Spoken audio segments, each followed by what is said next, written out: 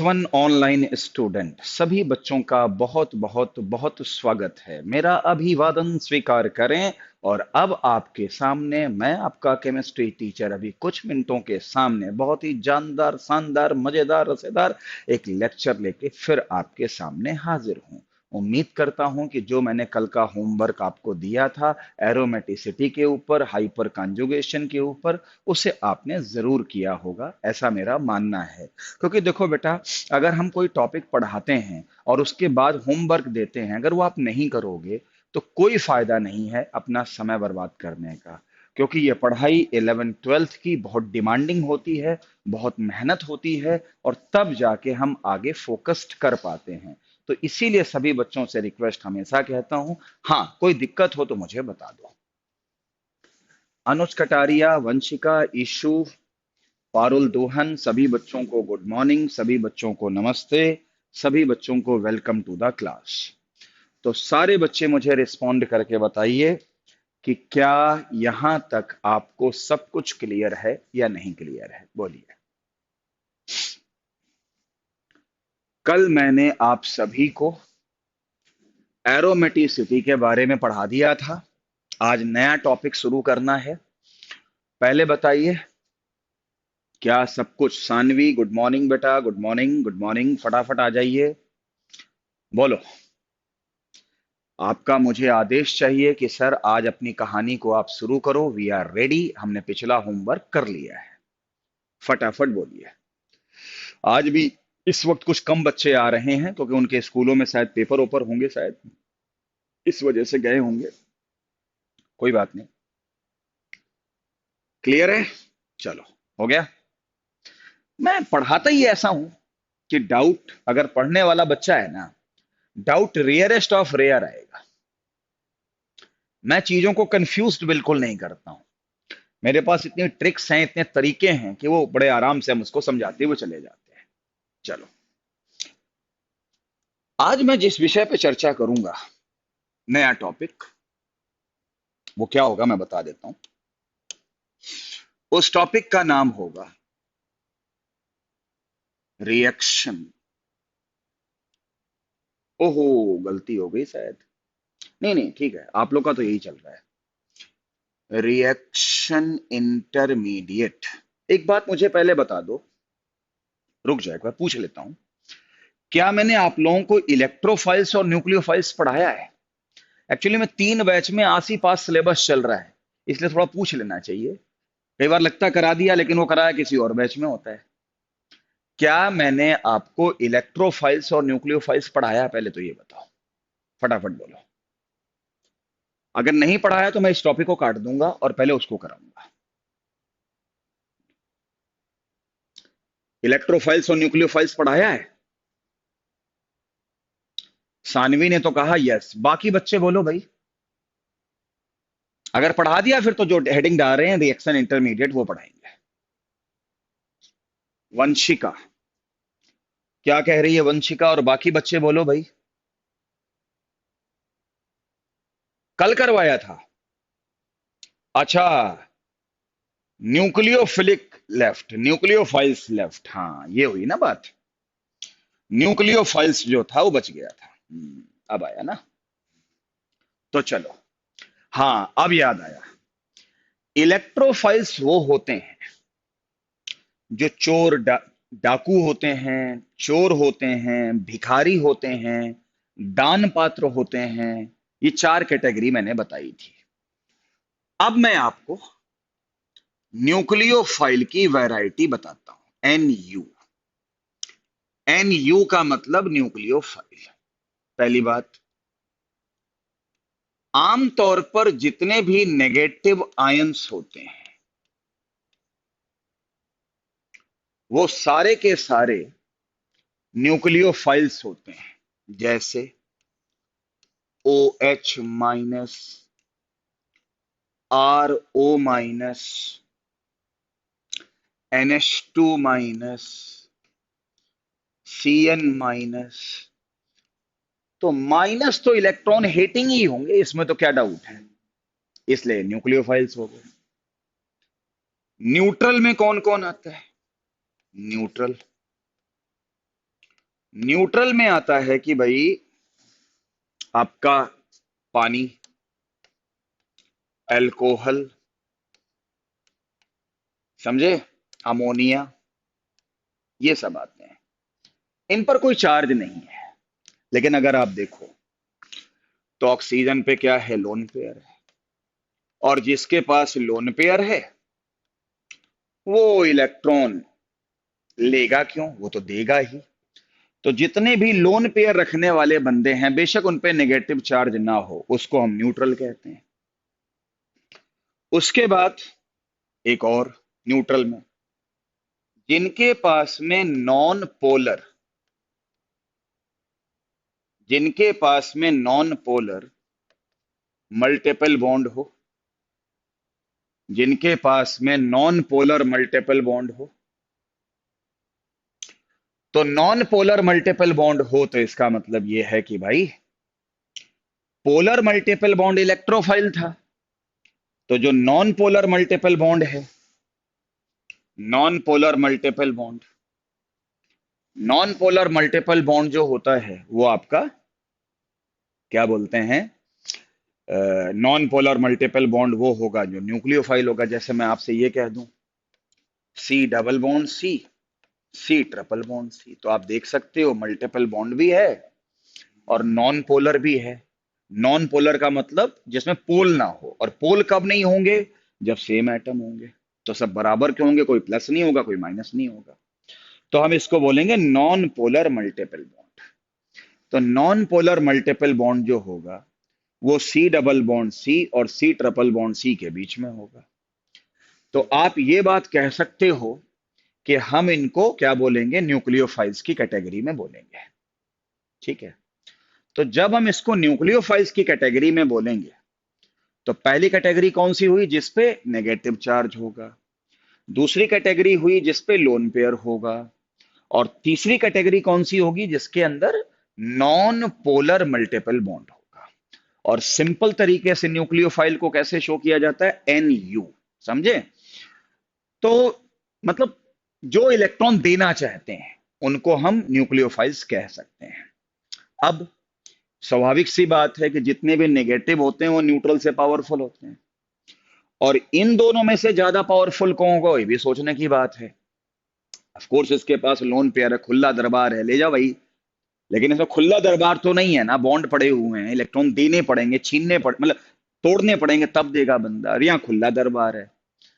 तो आप कह सकते हो कि ये हैं अंबानी और अडानी, टाटा बिरला, टाटा बिरला। तो टाटा बिरला का मतलब ये हो गया कि भाई पैसे की कमी ही नहीं है, समझे भाई। और अगर मान लो इस पे आ जाते हो तो अंबानी अडानी वाले तो ये नहीं है, उनसे थोड़े कमजोर हैं। तो जैसे मान लो थोड़ी देर के लिए इनका पैसा तो है लेकिन बहुत ज्यादा भी नहीं है। तो भाई जैसे हमारे, ये मान के चलो कि भाई हमारे हरियाणा में जिंदल हैं, सावित्री जिंदल। तो उनके पास भी पैसा उतना तो नहीं है जितना अडानी और अंबानी के पास है, पैसा उनके पास भी है, तो उनको हमने न्यूट्रल मान लिया। और ये तो एक तरीके से जो शहर के छोटे मोटे उद्योगपति और पैसे वाले नहीं होते, ठीक है भाई। जैसे अगर मैं यहाँ बात करूं तो यहाँ पे बिजनेसमैन सबसे बड़े कौन हैं, तो लक्ष्य वाले हैं, जो मतलब माना जाता है कि मतलब अच्छे मतलब उद्योगपति हैं। तो उस तरह के उनको हम नॉन पोलर मल्टीपल बॉन्ड कहेंगे, समझे। पैसा सभी के पास है, कम ज्यादा की बात हो गई है ना। तो इस तरीके से आप मान सकते हो इनकी एक कैटेगराइजेशन है। तो ये न्यूक्लियोफाइल्स की बात आ गई। अच्छा हाँ, एक कहानी मैं आपको और बता दूं। तो केमिस्ट्री में आपको एक बात ध्यान रखनी पड़ेगी। हमारे दिमाग में बैठ जाता है कि हर पॉजिटिव इलेक्ट्रोफाइल है और हर नेगेटिव न्यूक्लियोफाइल है। लेकिन केमिस्ट्री में कोई बात बिना एक्सेप्शन के या बिना गड़बड़ के निकल जाए वो हो ही नहीं सकता। लेकिन टीचर तो वो होता है जो एक्सेप्शन को समझाए। जैसे मैंने कह दिया NH4 प्लस, प्लस है। अब अगर मैं ये क्वेश्चन आपको ना करवाऊं तो आपको प्लस है, इलेक्ट्रोफाइल होगा। और एक होता है BF4 माइनस, अरे माइनस है तो न्यूक्लियोफाइल होगा, जबकि ऐसा नहीं है। बेशक इसके ऊपर प्लस चार्ज है, लेकिन ये इलेक्ट्रोफाइल नहीं है। अच्छा, हाँ नहीं है। अरे ये मेरी क्लास है, नहीं है। बताऊं कैसे? केमिकल बॉन्डिंग वाला जो चैप्टर माई बाप है ना, उसकी कहानी समझ में आएगी। एक बात बताओ, NH4 प्लस होने के बावजूद भी इलेक्ट्रोफाइल क्यों नहीं, बता देता हूं अभी आपको। इलेक्ट्रोफाइल लेगा तो इस मतलब इलेक्ट्रोफाइल वो होगा जो इलेक्ट्रॉन लेगा। ऑलरेडी नाइट्रोजन ने 4 बॉन्ड बना रखे हैं और अपना ऑक्टेट पूरा कर रखा है, और सेकंड पीरियड का एलिमेंट है। और हम सब जानते हैं कि सेकंड पीरियड के एलिमेंट 4 और 8 से ज्यादा इलेक्ट्रॉन रख नहीं सकते। 4 बॉन्ड और 8 इलेक्ट्रॉन से ज्यादा रख नहीं सकते, और 8 पूरे हैं। तो बेशक प्लस हो, रह जाओ, इलेक्ट्रॉन ले ही नहीं पाए, जगह ही नहीं, कहां ले बताओ, बेशक प्लस हो। इसलिए ये क्वेश्चन नीट में आ चुका है, कौन इलेक्ट्रोफाइल नहीं है, और ये चॉइस थी, और ये एनसीईआरटी में भी है शायद, मुझे याद नहीं है। समझे? तो दिमाग कान खुला रखना, एक्सेप्शन को दिमाग में रखना, और थोड़ी केमिकल बॉन्डिंग में महारत हासिल करना, तब बात बनेगी। ये BF4 माइनस है, माइनस है, अच्छा माइनस है, न्यूक्लियोफाइल होगा, गलत। इसका जब तुम स्ट्रक्चर बनाओगे केमिकल बॉन्डिंग से, मैं बनाऊंगा नहीं, आप बना के देखना, ये मेरा काम नहीं हर चीज बताना, बस हिंट दे दी, बस बहुत है। तो तुम देखोगे बोरॉन पे माइनस तो आएगा, लेकिन लोन पेयर नहीं होगा। तो देगा क्या, दिया तो लोन पेयर जाता है, मतलब माइनस तो है लेकिन सूखा सूखा, पैसा नहीं है, लेकिन छीना ताने खड़े हैं कि अरे हम तो बहुत पैसे वाले हैं। तो जब आप BF4 का माइनस का स्ट्रक्चर बनाओगे, मैं नहीं बना रहा हूं, वो आप बनाना, थोड़ा आप भी एक्सरसाइज करो, तो माइनस होने के बावजूद भी तुमको यहां पे लोन पेयर बी पे नहीं मिलेगा। नहीं मिलेगा तो फिर देगा क्या?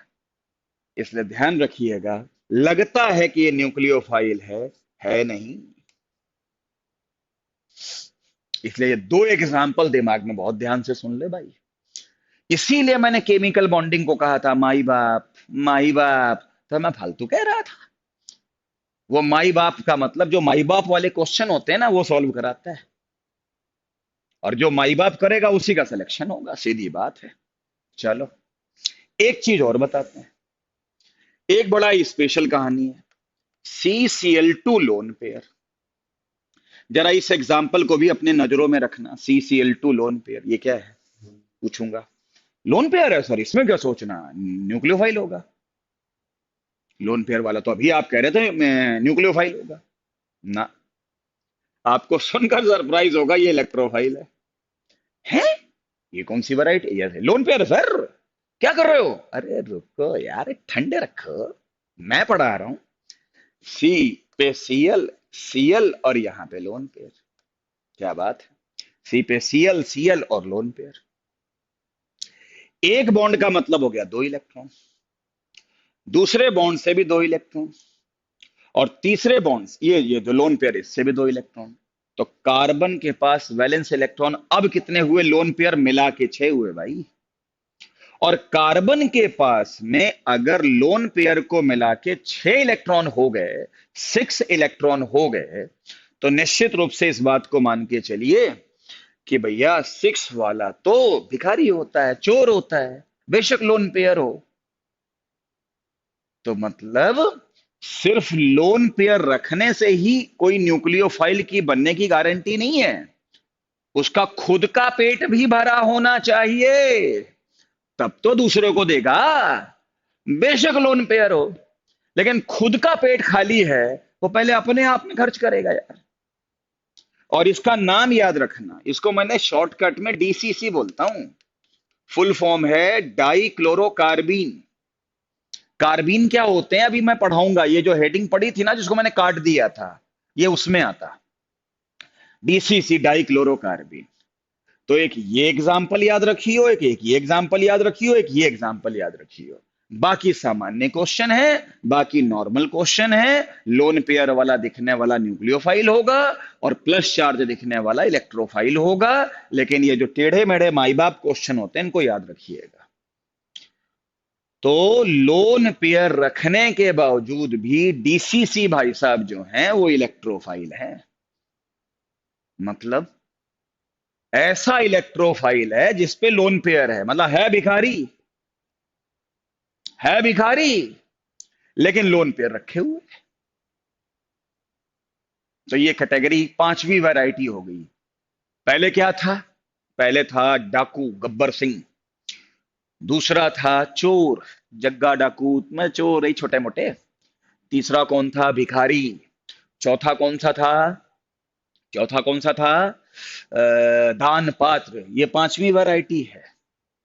क्या?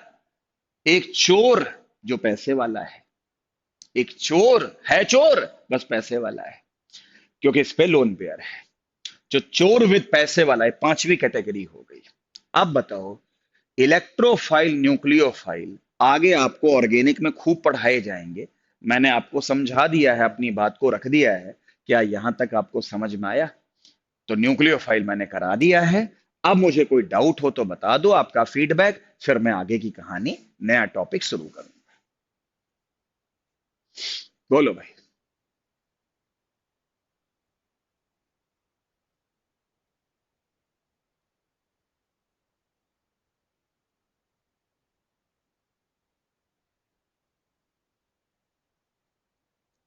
सर CO2 भी तो न्यूट्रल में आ सकता है। हाँ, CO2 भी न्यूट्रल में ही आएगा माधव, लेकिन उसके पास पोलर मल्टीपल बॉन्ड है, वो भी पहचाने। तो इसका मतलब अगर मैं ये ना बताऊं ना पोलर मल्टीपल बॉन्ड, फिर तो ये सिग्नल जाएगा कि फिर तो सारे न्यूट्रल इलेक्ट्रोफाइल हो जाएंगे। ऐसा नहीं है।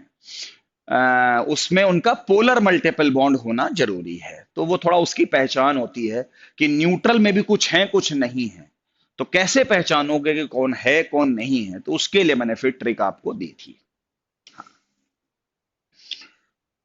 तो ये था माधव के क्वेश्चन का जवाब। भाई माधव ने जो सवाल पूछा, न्यूट्रल तो ये भी है लेकिन मैंने इसको अलग कैटेगराइज कर दिया। न्यूट्रल ये भी है, इसको अलग कैटेगराइज कर दिया। ऐसा है। तो बताओ, अब भी कोई डाउट या क्लियर हो गया? जल्दी बोलिए।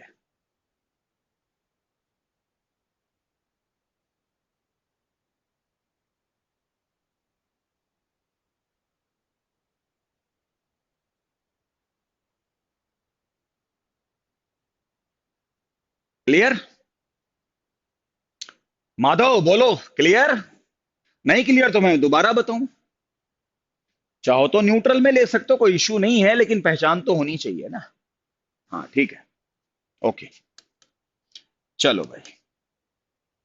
अब इसको करने के बाद अब मैं अगला विषय उठा रहा हूं और वो है रिएक्शन इंटरमीडिएट। रिएक्शन इंटरमीडिएट बहुत इंपॉर्टेंट टॉपिक है। मैं बताता हूं आपको मैं क्या पढ़ाने जा रहा हूं। हम लोग केमिस्ट्री में क्या कहते हैं? लेफ्ट हैंड साइड में रिएक्टेंट होते हैं, राइट हैंड साइड में प्रोडक्ट होते हैं। और 10th तक हम क्या सोचते हैं कि रिएक्टेंट क्या था और प्रोडक्ट क्या है। केमिस्ट्री तो ऐसे चलती है। लेकिन जब हम कॉन्सेप्ट को समझने लगते हैं तो पहले रिएक्टेंट अपने बॉन्ड को तोड़कर इंटरमीडिएट बनाता है, कोई बीच की चीज बनाता है, और फिर वो इंटरमीडिएट प्रोडक्ट बनाता है। फिर वो इंटरमीडिएट प्रोडक्ट बनाता है। तो रिएक्टेंट से इंटरमीडिएट बनाता है, इंटरमीडिएट से प्रोडक्ट बनाता है। ठीक। तो भाई मैं जो बात कहने की कोशिश कर रहा हूं वो ये है कि मैं अब रिएक्टेंट और प्रोडक्ट में ये वाला पोर्शन डिस्कस करना चाहता हूं। क्यों? इससे रिएक्शन को समझने में आसानी मिलती है और फिर ऑर्गेनिक केमिस्ट्री मैथ बन जाती है, और मैथ की तरह जैसे हम सॉल्व करते हैं वैसे हम समझ जाते हैं कि आगे क्या होगा। अगर हमें यह समझ में आ जाता है कि इंटरमीडिएट क्या बनेगा, तो हम तुरंत बता सकते हैं कि प्रोडक्ट क्या बनेगा। अब इंटरमीडिएट कौन कौन है भाई? इसमें पहला नंबर आता है कार्बोकेटाइन। कार्बोकेटाइन। दूसरा होता है कार्बे एनायंस। तीसरा होता है कार्बन का, मतलब होगा तो कार्बन का ही ना, क्योंकि ऑर्गेनिक पढ़ रहे हैं, कार्बन का फ्री रेडिकल। क्या बात है, क्या बात है। कार्बन का फ्री रेडिकल। और चौथा अभी जो मैंने कुछ देर पहले नाम लिया था, कार्बीन। होता तो एक और है नाइट्रीन, लेकिन छोड़ो उसको। कार्बीन समझ में आ जाएगा तो नाइट्रीन भी समझ में आ जाएगा। दोनों ऐसा नहीं लग रहा भाई भाई है? भाई इतने में सबसे ज्यादा इंपॉर्टेंट कार्बोकेटाइन है। और ऑर्गेनिक केमिस्ट्री की +1 +2 में 80 to 85% रिएक्शन कार्बोकेटाइन डिसाइड करता है। कार्बोकेटाइन डिसाइड करता है। तो सबसे पहले मैं आपको कार्बोकेटाइन को दिखाता हूं। कार्बोकेटाइन्स को दिखाता हूं। कार्बोकेटाइन पढ़ाने जा रहा हूं। क्या होता है कार्बोकेटाइन? भाई ऐसा कार्बन जिस पे प्लस चार्ज हो, कार्बन केटाइन। ऐसा कार्बन जिस पे 6 वैलेंस इलेक्ट्रॉन हो, ऐसा कार्बन जिस पे विद sp2 हाइब्रिडाइजेशन हो, ऐसा कार्बन जो प्लस होने के साथ साथ इलेक्ट्रोफाइल हो। प्लस वाला इलेक्ट्रोफाइल होता है। ऐसा कार्बन जो कि हेट्रोलिटिक बॉन्ड फिजन से बनता है। बॉन्ड फिजन से बनता है। हेट्रोलिटिक बॉन्ड फिजन से बनता है।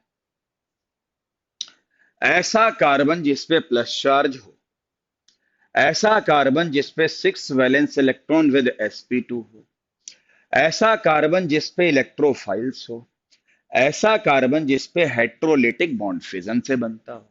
एग्जाम्पल दिखाता हूं आपको।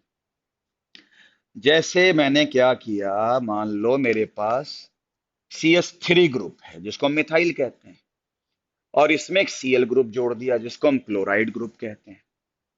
ठीक है। हमने इस बॉन्ड को हेट्रोलाइटिकली तोड़ दिया, तो यहां के 2 इलेक्ट्रॉन Cl लेके भाग जाएगा, क्योंकि Cl की इलेक्ट्रोनेगेटिविटी ज्यादा है। तो Cl भागने के बाद जो यहां बचेगा वो क्या बचेगा? देखो, CH और इस पे प्लस आएगा, और Cl दोनों इलेक्ट्रॉन लेके भाग जाएगा, तो -1 आएगा। अब देखो, कार्बन पे प्लस है, यही कार्बोकेटाइन है। वैलेंस इलेक्ट्रॉन कितने होने चाहिए? 6। 2 यहां से आएंगे, 2 यहां से आएंगे, 2 यहां से आएंगे, 6 वैलेंस इलेक्ट्रॉन हो गए। हाइब्रिडाइजेशन स्टेट sp2 होगी। कैसे? 3 बॉन्ड है, लोन पेयर है नहीं, तो शॉर्ट ट्रिक से sp2 ही आती है। प्लस वाले के पास में अगर 6 इलेक्ट्रॉन है, इलेक्ट्रॉन की कमी है, इलेक्ट्रॉन का भूखा है, तो इलेक्ट्रोफाइल है। और कौन फिजन से बनते हैं? हेट्रोलिटिक बॉन्ड फिजन से बनते हैं। तो ये है इंटरमीडिएट, ये प्रोडक्ट नहीं है। अब ये आगे रिएक्ट करेगा तो जाके प्रोडक्ट बनेगा। लेकिन अगर आपको ये समझ में आ जाए कि ये क्या है, कैसे बनता है, कितना स्टेबल है, बनेगा नहीं बनेगा, कितना बनेगा, तो इसके लिए अभी आपको कार्बोकेटाइन के बारे में बहुत कुछ पढ़ना है। और जब मैं कह चुका हूं कि 85% रिएक्शन ऑर्गेनिक की +1 +2 की कार्बोकेटाइन डिसाइड करता है, तो मैं इस टॉपिक को बहुत ही जोरदार ढंग से कराने वाला हूं। अभी मैंने इतनी देर में एनसीईआरटी पढ़ा दी कि कार्बोकेटाइन क्या होता है। अब मैं आपको आगे बढ़ाता हूं। ये जो कार्बोकेटाइन होते हैं वो 3-4 तरीके के होते हैं। 0 डिग्री, 1 डिग्री, 2 डिग्री, 3 डिग्री। आपने डिग्री ऑफ कार्बन तो पढ़ा ही हुआ है, तो उससे हम कार्बोकेटाइन को भी डिसाइड करते हैं। तो लिखो, there are different types of carbocation. There are different type of carbocation. देखो मैं आपको दिखाता हूं कैसे। जैसे कोई आर ग्रुप हो और उस पे CH2+ लगा हो, कोई आर ग्रुप हो और उस पे CH2+ लगा हो, आर का मतलब कोई मिथाइल इथाइल लगा हो, तो हम इसे देखा जाए, ये कार्बन जिस पे प्लस है वो एक कार्बन से जुड़ा है, क्योंकि आर का मतलब तो कार्बन ही होता है, तो इसका मतलब ये 1 डिग्री कार्बोकेटाइन है। लेकिन अगर सीन ऐसे है, डबल आर और यहां पे CH पे प्लस हो, तो इसका मतलब क्या हो गया, 2 डिग्री कार्बोकेटाइन हो गया। उसके बाद आगे अगर आप देखते हो तो 3 R हो गया, C पे प्लस हो गया, और ये 3 डिग्री कार्बोकेटाइन हो गया। ये हमारे लिए ठीक है। हाँ, 1 डिग्री, 2 डिग्री, 3 डिग्री। अनुज कटारिया थोड़ा अभी रुक जाओ, अभी क्वेश्चन ये वाला ना पूछो, थोड़ा अभी आगे चले गए आप थोड़ा सा। ये आपने 12th का क्वेश्चन पूछ लिया जो मेरी अभी नजर पड़ी है। ये क्वेश्चन हम 12th में डील करते हैं, लेकिन पहले अभी बेसिक पढ़ा रहे हैं। तो 1 डिग्री, 2 डिग्री, 3 डिग्री हो गया, क्योंकि 3 R से जुड़ा है। और 0 डिग्री कौन होगा, बस कि भैया प्लस तो हो लेकिन वो किसी कार्बन से ना जुड़ा हो, तो 0 डिग्री कार्बन हो गया। अरे आपको बताया नहीं था कि 1 डिग्री होता है, 2 डिग्री होता है, 3 डिग्री होता है, 4 डिग्री होता है, आज ये बता रहे हैं 0 डिग्री भी होता है। अरे जब किसी से ना जुड़ा हो तो 0 डिग्री हो गया, सीधी बात है। कई टीचर इसको जो 0 डिग्री कहते हैं, कई टीचर इसको सुपर प्राइमरी कहते हैं। नहीं, सुपर प्राइमरी नहीं, इसको 0 डिग्री बोलना ठीक रहेगा। चलिए, हो गया। ये सारे इंटरमीडिएट हैं कार्बोकेटाइन के। ये भी होता है, ये भी होता है, ये भी होता है, ये भी होता है। सभी के सभी अनस्टेबल होते हैं, क्योंकि इंटरमीडिएट अनस्टेबल होता है। लेकिन इनमें भी तो कोई ऐसा हो सकता है जो स्टेबल होगा। और केमिस्ट्री में जो चीज स्टेबल होती है वो बनना चाहती है। तो मैं कहूं तू बन जा, मैं कहूंगा तू बन जा, मैं कहूंगा तू बन जा, मैं कहूंगा तू बन जा, तो कौन बनेगा? जो अनस्टेबल चीज होगी वो कहेगा मैं तो नहीं बनता भाई, लेकिन जो स्टेबल होगा वो बनना चाहेगा। तो आपको यहां पर इनकी स्टेबिलिटी का ऑर्डर जरूर पता होना चाहिए। स्टेबिलिटी का ऑर्डर जरूर पता होना चाहिए। अब जब इनको स्टेबिलिटी का ऑर्डर पता होना चाहिए, तो स्टेबिलिटी का जो ऑर्डर पता होना चाहिए वो इसके बारे में ध्यान से सुन लो। स्टेबिलिटी का ऑर्डर जो पता होना चाहिए वो ये है कि हो स्टेबिलिटी की क्या है। देखो, आपको पता है 3 कॉन्सेप्ट बहुत जोरदार होते हैं, रेजोनेंस, हाइपर कंजुगेशन, इंडक्टिव। जब कभी भी स्टेबिलिटी का क्वेश्चन आए ना, यही कॉन्सेप्ट लगाओ। लेकिन दिक्कत पता क्या है, बच्चों की गलती क्या होती है, वो पहले इंडक्टिव लगा देते हैं और उससे आंसर निकाल देते हैं। महाराज, मान लो इंडक्टिव से जो तुमने आंसर निकाला, रेजोनेंस ने उसका उल्टा आंसर दे दिया, तो तुम किसकी मानोगे? रेजोनेंस की, और वो तुमने लगाया ही नहीं। इसलिए गलती नहीं, अप्रोच सिखा रहा हूं। पहले रेजोनेंस लगाओ, देखो इसमें रेजोनेंस है कि नहीं है, उससे जो आंसर मिल जाए वही फाइनल है। अगले चाहे क्या करें, अगला कॉन्सेप्ट इंडक्टिव इफेक्ट क्या करेगा, या तो रेजोनेंस वाला ही आंसर देगा या उसका उल्टा आंसर देगा। क्या फर्क पड़ता है भाई, उसकी कौन सुन रहा है, कमजोर आदमी की कौन सुनता है, सीधी बात है। फिर जब मान लो रेजोनेंस ना लगे, अब हर एक पे रेजोनेंस थोड़ी ना होता है, तो हाइपर लगाओ, और वो भी ना लगे तब लास्ट में इंडक्टिव इफेक्ट लगाओ। बच्चे क्या देखते हैं, और के बारे में तो सर ने बोला था प्लस आई होता। अरे नहीं भाई, पहले रेजोनेंस देखा, लगे ना लगे एक अलग बात है। अगर एमएस के क्वेश्चन करना चाहते हो तो मेरे अकॉर्डिंग चलो। आप देखो, मैं आपको बताता हूं, मैं इसमें पहले रेजोनेंस लगाता हूं इन सबकी स्टेबिलिटी का। भाई रेजोनेंस की 6 वैरायटी होती है। भाई प्लस दिख रहा है, प्लस वाली वैरायटी के बगल में डबल बॉन्ड होना चाहिए। डबल बॉन्ड तो यहां कहीं है ही नहीं, इसका मतलब यहां रेजोनेंस तो लगेगा नहीं। या कोई बैक बॉन्डिंग हो जाए तो बैक बॉन्डिंग भी नहीं लग सकती, क्योंकि आर ग्रुप कार्बन होता है और कार्बन तो कभी बैक बॉन्डिंग, मतलब जैसे ये कार्बन पे प्लस है तो बगल वाले कार्बन पे लोन पेयर होना चाहिए, और कार्बन पे लोन पेयर होता नहीं। फिर वही बात, माई बाप चैप्टर, यानी केमिकल बॉन्डिंग के रेफरेंस में अपनी बात कह रहा हूं। कभी देखा है कार्बन पे लोन पेयर आता हो सिंपल न्यूट्रल में? नहीं आता है। ऑक्सीजन में दो आते हैं, नाइट्रोजन पे एक आता है, सीएल पे तीन तीन आता है, वो सब समझा चुके हैं। वही बेसिक होता है। तो भाई मतलब इसमें रेजोनेंस नहीं लगेगा। अब नहीं लगेगा तो हाइपर लगाओ। अब देखो हाइपर कैसे लगेगा। हाइपर के लिए क्या रूल था? एक sp2 कार्बन होना चाहिए, बगल में sp3 कार्बन होना चाहिए और उससे H होना चाहिए। देखो ये लग जाएगा हाइपर कंजुगेशन। कैसे कैसे लगेगा? ये कार्बन कौन सा है? sp2। और मैं थोड़ी देर के लिए R की वैल्यू CH3 ले सकता हूं। ले ले भाई CH3। तो ये तो sp3 हो गया और उससे CH बॉन्ड है। तो sp2 कार्बन से sp3 कार्बन जुड़ा है और उसके पास में तीन CH हैं, यानी अल्फा H3 हो गए। तो इसका मतलब इसके नीचे लिख लो अल्फा H3 हो गए।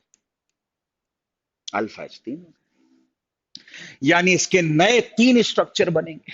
यहां यहां अल्फा H देखते हैं कितने। अगर ये sp2 है, ये भी, इसको भी अल्फा मानोगे, इसको भी अल्फा मानोगे, क्योंकि इधर जाओगे तो ये अल्फा, इधर जाओगे तो ये अल्फा। तो R की वैल्यू आप मिनिमम CH3 ले लो तो अल्फा H कितने हो जाएंगे? 6। तीन ऊपर से आएंगे, तीन नीचे से आएंगे। और इसमें देखो आप अल्फा H, अब तो समझ ही गए होगे कितना लिखने वाला हूं मैं, 9। और अगर मैं इसमें देखूं तो इसमें अल्फा H ही नहीं है, क्योंकि अल्फा H तो वो होता है जो इस कार्बन से अगला कार्बन हो और उस पे H हो, तो इस पे अल्फा H 0 हो गए। तो अपने को यह बात अच्छे से पता है, जिस पे जितने ज्यादा अल्फा H होंगे उतनी ही हाइपर कॉन्जुगेटिव स्ट्रक्चर ज्यादा बनेंगे, बंदा उतना ही स्टेबल होगा। तो निश्चित रूप से ऑर्डर ऑफ स्टेबिलिटी होगी 3 degree, greater than 2 degree, greater than 1 degree, greater than 0 degree. ये ऑर्डर ऑफ स्टेबिलिटी है। और मैंने इसमें कौन सा इफेक्ट लगाया? एच इफेक्ट लगाया, हाइपर कंजुगेशन लगाया। सर आपने फाइनल आंसर कैसे लिख दिया? अरे भाई ऐसे लिख दिया कि रेजोनेंस तो था नहीं, उसके बाद उसमें शक्तिशाली कौन है? Hyper conjugation. हाइपर कॉन्जुगेशन ने जो आंसर दे दिया वो दे दिया। अब दे दिया तो फिर इंडक्टिव इफेक्ट चाहे कुछ भी देता रहे, मुझे उससे क्या मतलब है। हाँ, हाइपर कॉन्जुगेशन इस पे ना लगता तब फिर मेरे पास अंत में इंडक्टिव इफेक्ट लगाने का था। उससे आंसर ये भी आ सकता है, इससे उल्टा भी आ सकता है, लेकिन कौन परवाह कर रहा है?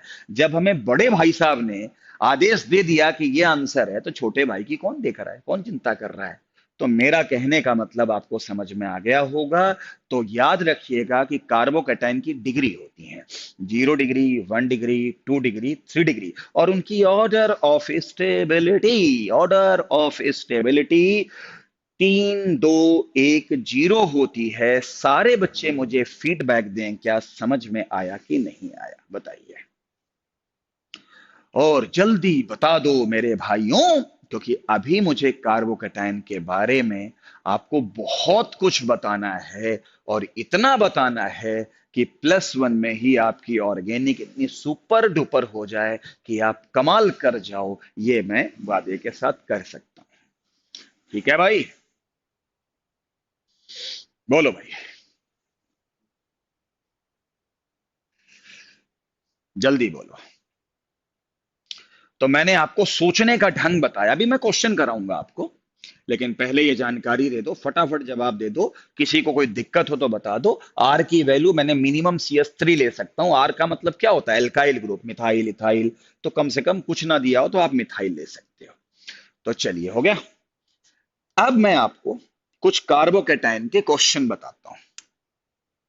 और कार्बोकैटायन के क्वेश्चन जो है उनमें आपको स्टेबिलिटी ऑर्डर बताना है, जिसके अंदर आप देखोगे क्या होगा। देखो, CH3, CH प्लस, CH3। इसका ये क्वेश्चन आईआईटी में आ चुका है एडवांस में। CH पे प्लस, OCH3। बोलेंगे इसका दोनों कार्बोकैटायन है, इनकी ऑर्डर ऑफ स्टेबिलिटी बताओ। दूसरा क्वेश्चन, दूसरा क्वेश्चन, ये प्लस लगा दिया, बगल में ऑक्सीजन लगा दिया। दूसरे क्वेश्चन में इन्होंने यहां पे प्लस लगा दिया और यहां ऑक्सीजन लगा दिया। अगले क्वेश्चन पे चलो। अगले क्वेश्चन में क्या होगा? डबल बॉन्ड पे प्लस होगा, यहां पे ये प्लस होगा। ये दोनों कार्बोकैटायन हैं। बताओ ऑर्डर ऑफ स्टेबिलिटी किसकी ज्यादा है? ये सब क्वेश्चन कोई आईआईटी, कोई पीएमटी और एमएससी की जब बुक करोगे तो इस तरह के क्वेश्चन आपको खूब मिलेंगे। ओके, आ गया समझ में? उसके बाद बेंजीन की रिंग, यहां पे CH2 प्लस और यहां से OCH3 ग्रुप लगा दिया। इसकी तुलना मैंने यहां पर बेंजीन की रिंग, यहां पे CH2 प्लस लगा दिया और इधर मेटा पे OCH3 लगा दिया। इसके बाद मेरा अगला क्वेश्चन, अगला क्वेश्चन क्या है? यहां पे CH2 प्लस कर दिया, यहां पे OCH3 कर दिया और इस जगह पे CH2 प्लस कर दिया और इस जगह पे NO2 कर दिया। एक काम करते हैं, पहले इतने क्वेश्चन को डिस्कस कर लेते हैं, फिर जो सुपर क्वेश्चन हैं जो थोड़े अलग से अंदाज के हैं उनको डिस्कस करेंगे। भाई जी, सभी क्वेश्चनों में आपको ऑर्डर ऑफ स्टेबिलिटी बतानी। एक क्वेश्चन, दो, तीन, चार, पांच क्वेश्चन। ये पांच क्वेश्चन मैं आपको करवा रहा हूं एक जैसे, सोचने का ढंग आपको पता लग जाएगा। बाकी आपके पास में डीपीपी पड़ी है, आपके पास में एमएस की बुक पड़ी है, आपको करने के लिए स्टडी मटेरियल बहुत है। और आज घर पे कार्बोकैटायन के क्वेश्चन ट्राई करना, ठीक है? ओके, देखो कार्बोकैटायन ये भी 2 डिग्री का है और देखा जाए तो दो तरफ से जुड़ा है तो ये भी 2 डिग्री का मान सकते हैं। तो डिग्री के हिसाब से तो इसकी स्टेबिलिटी नहीं बता सकते। चलो, यहां CH3 है प्लस के बगल में, तो sp2 के बगल में sp2, तो यहां पे अल्फा H आएगा। लेकिन अगर मैं देखूं तो मेरी तुरंत नजर पड़ी ऑक्सीजन पे, जिसके फंडे क्लियर होते हैं। और ऑक्सीजन पे क्या होता है? Lone pair. और लोन पेयर हो और बगल में प्लस बैठा हो, खट से बैक बॉन्डिंग हो जाएगी और बैक बॉन्डिंग से तो इसको इलेक्ट्रॉन मिल जाएंगे। फिर तो ये बंदा खुश। क्या इसमें बैक बॉन्डिंग वाला स्टेबिलिटी रेजोनेंस नहीं दिखाई दे रहा है? इसमें स्टेबिलिटी अल्फा एच से आएगी, यानी कि आप मान सकते हो कि रेजोनेंस से नहीं हाइपर से आएगी। तो ये हाइपर के अकॉर्डिंग ज्यादा स्टेबल है और ये रेजोनेंस के अकॉर्डिंग स्टेबल है। किसकी बात मानोगे भाई? रेजोनेंस की बात मानोगे और इसकी स्टेबिलिटी इससे ज्यादा होगी। ये आईआईटी एडवांस का क्वेश्चन है। ओके, देखा जाए तो इसके पास अल्फा एच 6 है, देखा जाए तो इसके पास अल्फा एच 3 ही है। इधर कहां अल्फा एच है? ये हम गिनेंगे नहीं, ये तो बीटा में आ जाएगा। देखा जाए तो हाइपर में ये कमजोर है लेकिन रेजोनेंस में आगे है, तो बात तो हम रेजोनेंस की मानेंगे ना। इसीलिए मैंने कहा पहले रेजोनेंस, फिर हाइपर और फिर इंडक्टिव। चलो कुछ और सवाल करते हैं।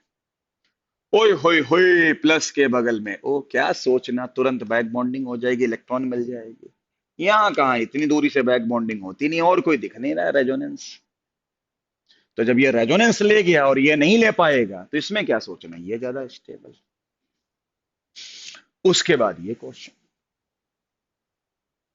इस क्वेश्चन में क्या दिख रहा है? इस प्लस का इस डबल बॉन्ड के साथ रेजोनेंस, इस प्लस का इस वाले के साथ भी रेजोनेंस, यानी 2 बार रेजोनेंस। और इस प्लस का इसका डबल बॉन्ड के साथ में 1 बार रेजोनेंस। तो एक सामान्य टीचर, समान बच्चा क्या कहेगा? सर इसमें क्या सोचना, ये ज्यादा स्टेबल है। लेकिन ज्यादा स्टेबल ये है। तुम क्या सोच रहे हो मैं बहुत हल्के फुल्के क्वेश्चन कराऊंगा? है, छोटे मोटे तो हम कहते थे तुम लोग खुद करो। है सर, ये कैसे हो गया? ये तो कमाल हो गया सर। सर मजाक ना करो सर, देखो इस पे तो 2 बार रेजोनेंस है।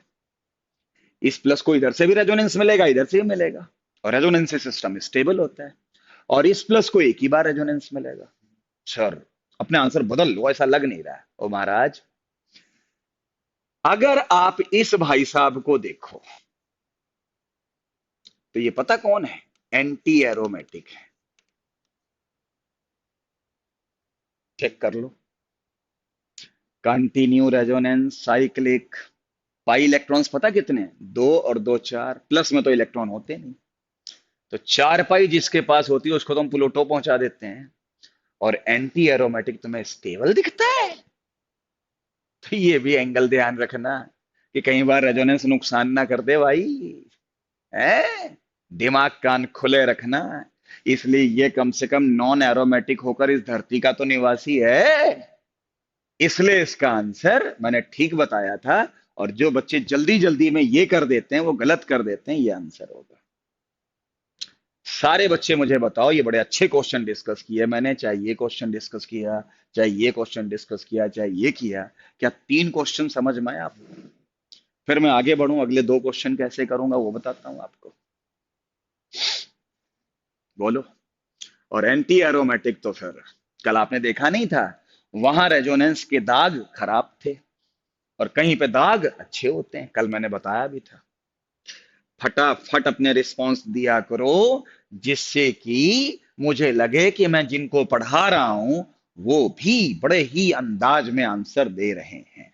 समझे भाई? तो इसका मतलब बताओ फटाफट क्लियर हुआ कि नहीं हुआ? और इन क्वेश्चनों पे अगर मैंने पांच कहे हैं और कम से कम 25-30 क्वेश्चन खुद नहीं करोगे, कॉन्फिडेंस नहीं आएगा। क्योंकि जैसे मेरा दिमाग चल रहा है आपका दिमाग भी चलेगा तब ना, जब आप उसके बेहाफ पर उतनी प्रैक्टिस करोगे। समझे? और डीपीपी भी आपके पास मौजूद है और आपके पास वो भी मौजूद है, तो आपको देखना पड़ेगा। कार्बोकैटायन करो। आज टॉपिक खत्म नहीं होगा कार्बोकैटायन, कल भी चलेगा, क्योंकि इसके अंदर बहुत कुछ पढ़ाना होता है। लेकिन हाँ, एक बार जब पढ़ा दिया तो राड़ कट जाती है और बिल्कुल मजे से। ठीक है? फर्स्ट क्वेश्चन में कार्बन की डिग्री वन नहीं आएगी। नहीं, डिग्री वन नहीं आएगी। हाँ, ये बात तुम्हारी सही है कि इधर कार्बन है इधर ऑक्सीजन है। उस नजरिए से देखा जाए तो ये कार्बन इधर से तो कार्बन से जुड़ा है और इधर से डिग्री वन कैसे आएगी भैया? ये कार्बन जिस पे प्लस है वो कितने कार्बन से जुड़ा है? इससे भी जुड़ा है, इससे भी जुड़ा है, तो ये 2 डिग्री आएगी। मतलब जो दो साइडों से जुड़ा है वो सीधी बात है। तो यहां पे कार्बन की जगह कुछ और है, तो इसे भी हम लगभग 2 डिग्री मान सकते हैं। भाई डिग्री जिसकी डिसाइड करनी है वो किससे जुड़ा है वही देखना होता है ना, वो कितने से जुड़ा है। तो हमें डिग्री इसकी डिसाइड करनी, कार्बोकैटायन की। तो क्या बंदों से जुड़ा है? दो से। ये बात अलग है कि अब की बार कार्बन नहीं है, चलो ऑक्सीजन है तो उसको भी लगभग 2 डिग्री मान लो। और ये तो जुड़ा ही दो कार्बन से है, तो इसमें तो कोई डाउट ही नहीं, 2 डिग्री। समझे?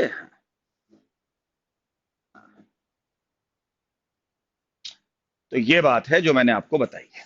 चलो, अब बेंजीन वाले क्वेश्चन भी आपको मिलेंगे, ध्यान से सुनना। देखो, जब बेंजीन वाले क्वेश्चन आपको मिले तो जो कॉमन है, जैसे आप देखो तो इतना हिस्सा कॉमन है, वो इसमें भी है इसमें भी है, उसको छोड़ दो। जहां अंतर है उस पर फोकस करो और उस पर देखो क्या हो सकता है। ध्यान से देखना। देखो, ये OCH3 ग्रुप पैरा पे बैठा है इसके, और पैरा से हमें पता है कि रेजोनेंस होता है। पैरा से हमें पता है रेजोनेंस होता है। तो यानी OCH3 ग्रुप ये अपना प्रभाव, और पहली बात तो आपको ये देखना पड़ेगा कि ये प्लस एम देगा या माइनस एम देगा। चलो मैं आप लोगों से पूछता हूं कि ये हमें क्या देगा, प्लस एम देगा या माइनस एम देगा? ये ग्रुप यहां बैठकर इस वाले के लिए पैरा पे बैठा है, तो प्लस एम देगा या माइनस एम देगा?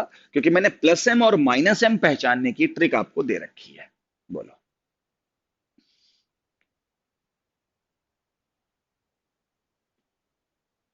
बोलो।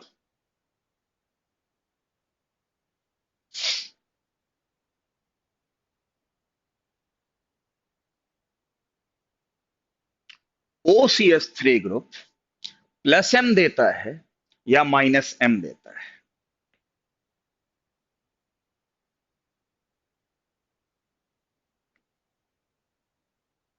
प्लस एम देता है या माइनस एम देता है? अभी तक तो यार किसी का भी जवाब नहीं आ रहा है। हैं? ये ग्रुप इस कार्बोकेटाइन के पैरा पे बैठा है और पैरा से रेजोनेंस होता है, यानी मीजोमेरिक इफेक्ट होता है, यानी एम होता है, यानी आर होता है। तो बता दो ये प्लस आर देता है या माइनस आर देता है? ईशु का जवाब आया गलत है। सारा पढ़ाया लिखाया बेकार हो गया। उस दिन जो ट्रिक दी थी प्रैक्टिस ही नहीं करोगे तो क्या होगा भाई? करे जाओ कुछ भी। अभी तक तो जवाब एक का आया है। केमिकल बॉन्डिंग से पता तो कर लो कैसे है अंदर का खांचा, इसका अंदर का पोस्टमार्टम करो। है, बताओ। इसीलिए बार बार कह रहा हूं कि जब तक आप मैंने 5 कराए और तुम 25 नहीं करोगे, तुम आईआईटी पीएमटी की तैयारी नहीं कर सकते। सपने देखना छोड़ दो।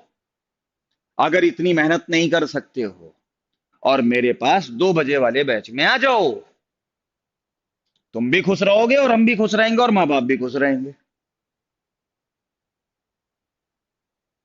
जब काम ही नहीं करोगे तो क्या फायदा होगा भाई? पढ़ाए जाओ एक साइडेड। वन साइडेड है, कहते नहीं है, वन साइडेड लव अफेयर बेकार होता है। प्यार मोहब्बत दोनों तरफ होती है तो मजा आता है। तो लव अफेयर दोनों तरफ होना चाहिए। हाँ, बस इतनी देर लगा दी इस क्वेश्चन का आंसर देने में आप लोगों ने यार। ओ महाराज, किसको नहीं पता है लोन पेयर है?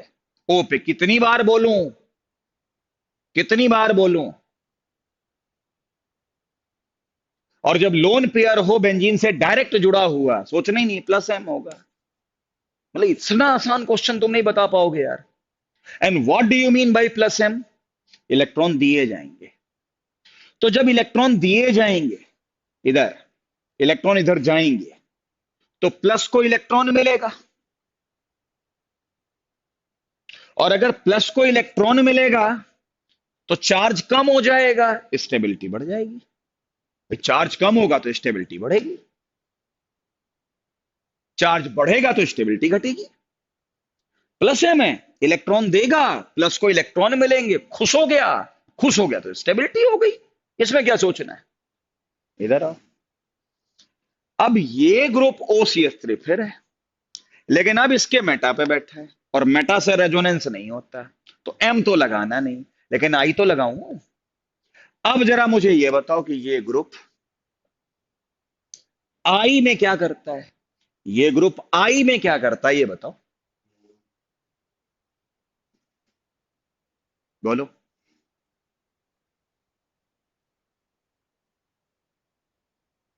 OCH3 ग्रुप मेटा पे बैठ गया ना। बस आपको यह देखना है, जिसकी स्टेबिलिटी पूछी जा रही है उसको यह फायदा पहुंचा रहा है, खुश कर रहा है कि दुखी कर रहा है? खुश कर रहा है तो स्टेबल हो जाएगा, दुखी कर रहा है तो अनस्टेबल हो जाएगा। हाँ, अब मेटा पे है तो मेटा पे रेजोनेंस नहीं होता, तो रेजोनेंस से तो खुश नहीं कर सकता है। आई से देखो क्या करेगा, बोलो। OCH3 ग्रुप आई में क्या शो करता है? प्लस आई करता है या माइनस आई करता है? वो चेक करो भाई, सीधी बात है, जल्दी बोलो। है यार, तुम लोग घर पे काम नहीं करते हो यार, जवाब ही नहीं देते हो, इतना स्लो रिस्पॉन्स देते हो। फिर आईआईटी पीएमटी की तैयारी करोगे, बाद में कहोगे मास्टर को पढ़ाना नहीं आता। भाई मास्टर क्या करेगा भाई जब तुम अपना होमवर्क नहीं करोगे? हाँ जी। ओ, अनुज कटारिया प्लस आई, प्लस आई बोल रहा है ना भाई? हाँ, प्लस आई। बताओ, ट्रिक बता दी, रटा दिया है कि कोरा एल्कोहल आकर आई बहन जी को डबल दिखता है, उसमें कोरा एल्कोहल ईथर, ये ईथर नहीं दिख रहा, सिर्फ वो माइनस आई देता है ये। और अगर अब भी नहीं समझ में आए तो यहां कौन है? कार्बन। यहां कौन है? ऑक्सीजन। किसकी इलेक्ट्रोनेगेटिविटी ज्यादा होती है? क्योंकि इंडक्टिव इफेक्ट में तो इंडक्टिव इफेक्ट देखा जाता है, सॉरी, इंडक्टिव इफेक्ट में तो इलेक्ट्रोनेगेटिविटी देखी जाती है। और वो O की ज्यादा है, वो खींच लेगा। और O जब खींच लेगा तो क्या वो माइनस आई नहीं देगा? प्लस आई कहां से हो गया? अरे सिर्फ CS3 होता तो प्लस आई देता। ये OCS3 है। कोरा, ईथर, एल्कोहल आकर आई बहन जी को डबल दिखता है। ओ महाराज, ये ईथर है। सिर्फ O माइनस आई देता है। और अगर फिर भी नहीं समझ में आ रहा, अरे डायरेक्ट कार्बन से O जुड़ा है, O की इलेक्ट्रोनेगेटिविटी ज्यादा है, खींचेगा यार माइनस आई। और माइनस से तो माइनस आई का मतलब तो खींचना, खींचने से तो इलेक्ट्रॉन और खींचेगा इससे। तो माइनस आई अगर करेगा तो इलेक्ट्रॉन खींचेगा, देगा थोड़ी ना, तो इसको तो दुखी कर देगा क्योंकि इसका प्लस और बढ़ जाएगा। तो इसका मतलब निश्चित रूप से ये देखो, ये बंदा यहां बैठा है तो इसको खुश कर रहा है, और यही बंदा यहां आ गया तो दुखी कर रहा है, तो ज्यादा स्टेबिलिटी इसकी होगी। ऐसे क्वेश्चन IIT PMT में आते हैं, नीट में आते हैं। तो ऐसे क्वेश्चन आपको करने पड़ेंगे। आगे आओ, ये बताओ बेंजीन रिंग दिख गई? बस जो अनकॉमन है उस पर ध्यान दो। अनकॉमन एक तो ये है कि ये दोनों पैरा पे बैठे हैं, तो दोनों अपना कमाल रेजोनेंस से दिखाएंगे, तो फिर मैं आई क्यों लगाऊं भाई? रेजोनेंस का कमाल देखो। OCS3 क्या देता है? प्लस एन है। और NO2 क्या देता है, जरा बताइए आप लोग। जब ये भी बताना पड़ेगा, NO2 क्या देता है बताओ, जल्दी बोलो। काफी टाइम लगवा दिया यार। मैं तो सोच रहा था इसको जल्दी करा के अच्छे क्वेश्चन और कराऊंगा, तुम लोग यहीं फंस रहे हो। बताओ जरा NO2 का फटाफट जवाब दो। NO2 क्या देता है? अगर पैरा पे बैठा है इसके तो पैरा से रेजोनेंस लगता है, तो रेजोनेंस लगता है तो पहले रेजोनेंस ही लगाओ ना, बात खत्म। दूसरा इफेक्ट क्यों लगाओगे आप? बताओ, जल्दी बोलो।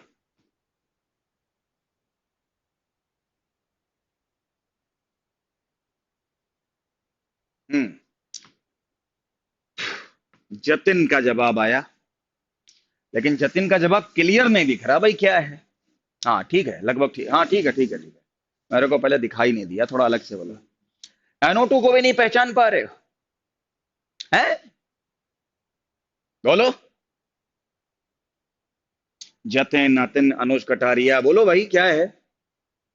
लगा NO2 यहाँ पे? क्या लग रहा बता?